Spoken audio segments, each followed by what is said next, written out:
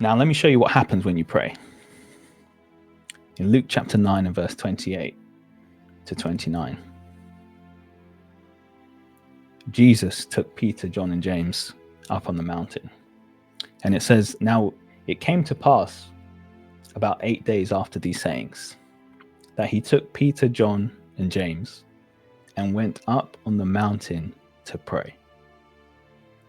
As he prayed, the appearance of his face was altered, and his robe became white and glistening.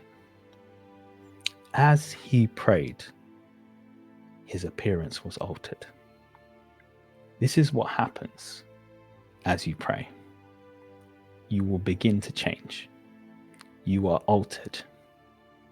In the past, you may have been someone who struggled with anger, but when you pray, you will be changed. You will be altered. You're no longer that man. You can always tell when a man has been in the place of prayer because they don't come out the same. When you pray consistently, you won't be the same. You will be altered. You may have been an anxious person, but then you prayed and you were altered. You were transfigured. You became another man. This is what happens to men of prayer. It might be true according to the natural that you don't have the ability. It might be true according to the natural you don't have the connections. But none of that matters when prayer is brought into the equation. The men who pray, doors that they could never think of are opened up to them. The realm of infinite possibilities is opened for you when you pray. Men of prayer have unlimited possibilities. God opens doors supernaturally. God changes men. God lifts men. God alters men.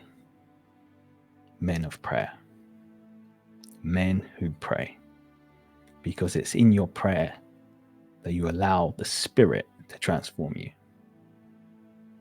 His appearance was altered. Men ought always to pray. When Jesus was on earth, the scripture says he arose early in the morning to pray. It says he would withdraw from the crowds regularly to pray. He lived a lifestyle of prayer.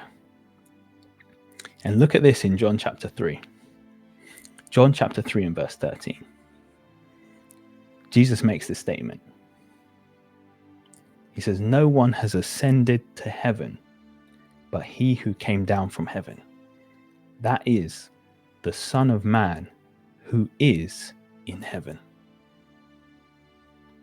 Did you hear that statement? He says, no one has ascended to heaven but he who came down from heaven. The Son of Man who is in heaven. When Jesus makes this statement, where is he? He's on earth. So why does he say the Son of Man who is in heaven? Jesus was on earth, but he was living from heaven. In essence, he was living an ascended life. On earth, living from heaven. That's why he went about doing good and healing all. That's why he was releasing heaven everywhere he went.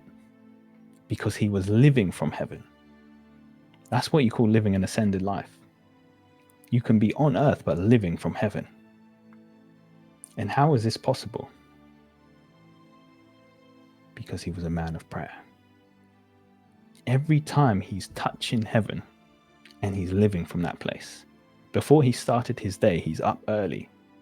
He's touched heaven before he touches anyone else. If you live from heaven, you get heavenly results. That's living an ascended life. Jesus was a man of prayer. And when he's connecting with the Spirit, when he's connecting with heaven, he's releasing heaven. The Son of Man who is in heaven. Men can live an ascended life. And prayer is what enables men to live that ascended life. We must be men of prayer.